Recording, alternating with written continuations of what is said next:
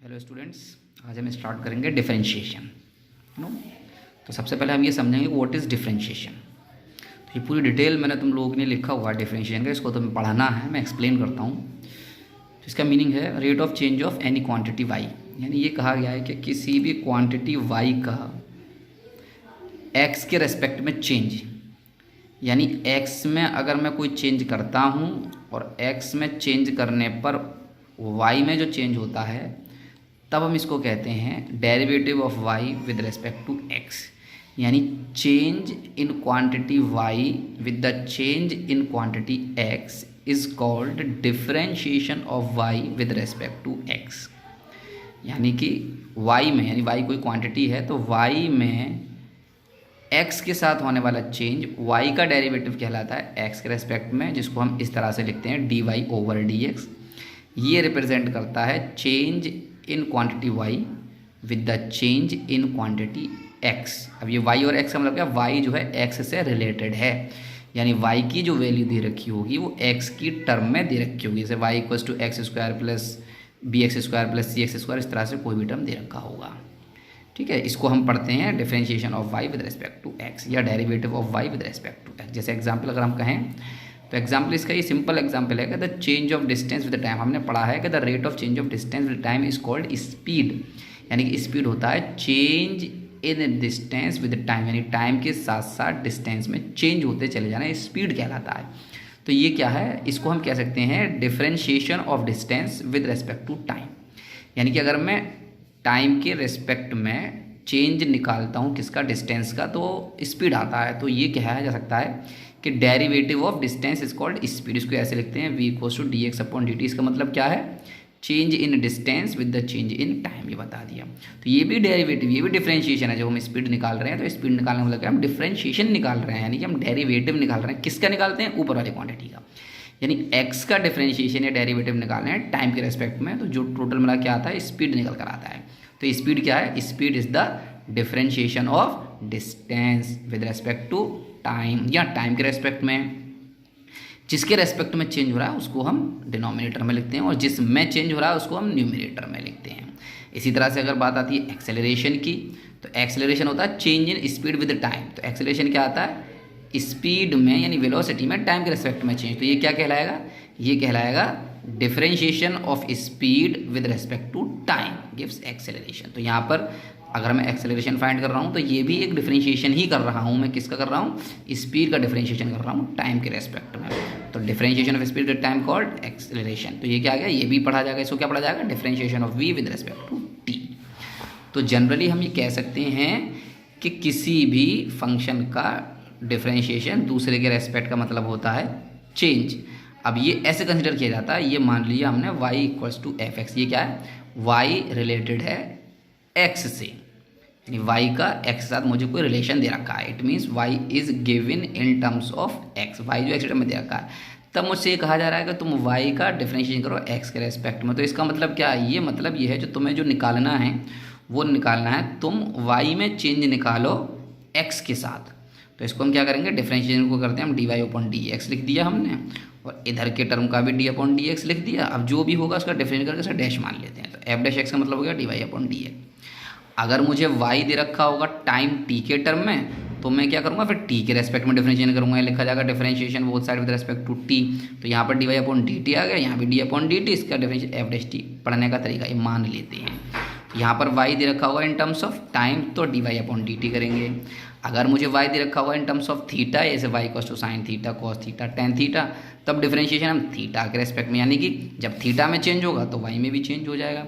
इसको हम F dash theta से रिप्रेजेंट करते हैं, यानी कि ये डिफरेंशिएशन को रिप्रेजेंट करने का मेथड है।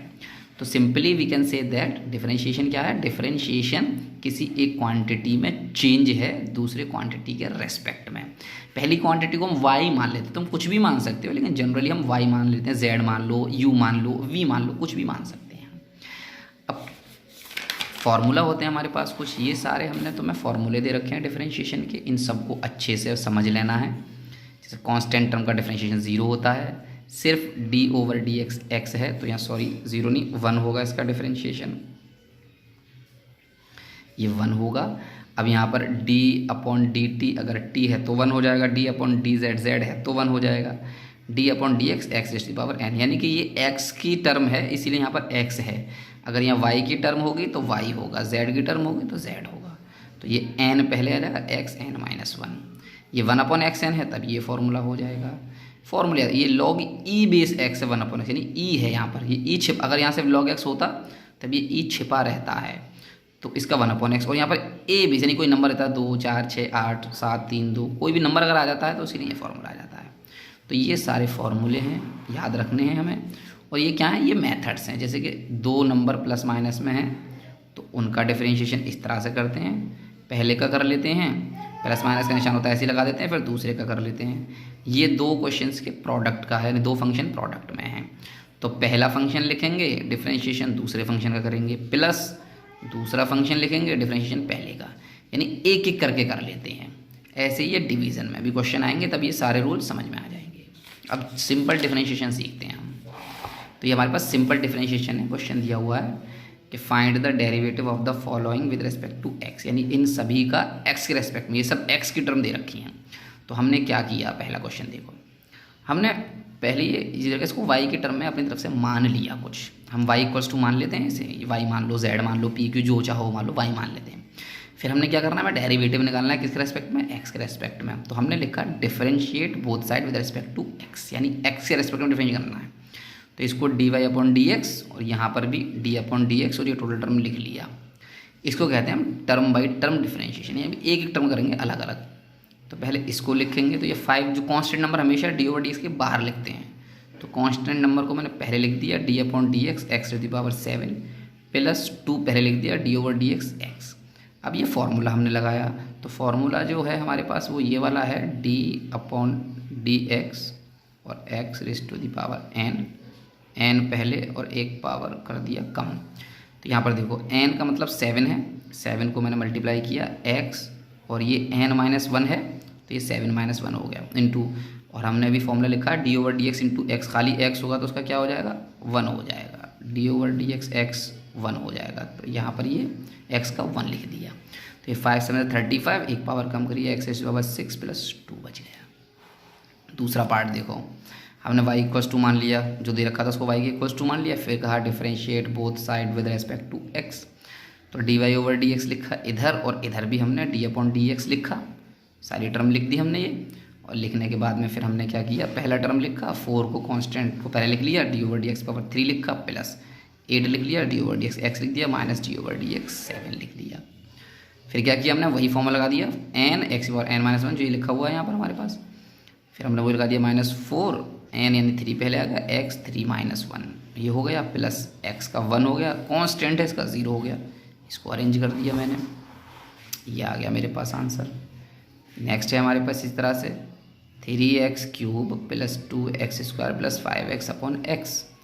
तो पहले क्या किया, पहले इसे हमने डिवाइड कर लिया x से, यानी हर एक टर्म को x के सेपरेट कर दिया, और डिवाइड करने के बाद ये बच गया, और इसका फिर पुराने मेथड से हमने डिफरेंशिएशन कर दिया। फिर हम आ गए नेक्स्ट क्वेश्चन है, इस क्वेश्चन में y इक्वल्स टू मान लिया, इधर भी d Y upon d x, root x को हमने x raise to the power 1/2 लिख दिया, d over d x x raise to the power 1/2 plus d over d x x raise to the power 3/2। अब ये हमने 1/2 यानी x की power n वाला फिर फॉर्मूला लगाया, तो 1/2 यानी n पहले आ गया, और x n minus 1/2 minus 1 plus 3/2, और फिर से वही कर लिया, ये n पहले आ गया, और x की पावर n माइनस 1 यानी 3/2 माइनस 1, वही फॉर्मूला है हमारे पास। फॉर्मूला याद रखेंगे हम, तो ये आ गया अरेंज करके हमारे पास। नेक्स्ट क्वेश्चन देख लेते हैं हम। अब हमारे पास है 5 root X plus 7 log E X minus 11 log 2x plus 3e(x)। तो देखो पहले हमने इसको y के इक्वल मान लिया, फिर हर एक टर्म में क्या लिखा, डिफरेंशिएशन यानी d y over d x इधर लिखा, ये 5 पहले लिख दिया कांस्टेंट टर्म है, d over d x x की पावर 1/2 कर लिया रूट को, प्लस 7 ये लॉग ई एक्स माइनस 11 पहले लिख दिया, d over d x log 2x plus 3 पहले लिख दिया, d over d x e x. तो ये तो वही वाला फॉर्मूला लग गया, x raise to the power n 1/2 power पहले आ गया, यानी n x n माइनस 1 हो गया, प्लस अब ये होगा log ई एक्स, तो 7 तो यही रहेगा, तो log ई एक्स का हो गया 1/x माइनस 11। अब यहाँ पर ई नहीं है, यहाँ पर ये ए है, ए का मतलब कोई कांस्टेंट नंबर है, तो ये log 2x आ गया। तो अब हमने क्या कर लिया, इसको log 2 है तो ये a हो गया, तो log x का तो हो गया 1/x, और 1/x के साथ में log a e और आता है इस फॉर्मूले में, तो log a का मतलब 2 और e ये और आ गया। ये e x वाले फॉर्मूला ये लगा दिया, e की पावर x का e की पावर x रह गया, फिर इसे अरेंज कर लिया। तो इस तरह से हम डिफरेंशिएशन करते हैं। अब कुछ क्वेश्चंस आप लोग प्रैक्टिस कर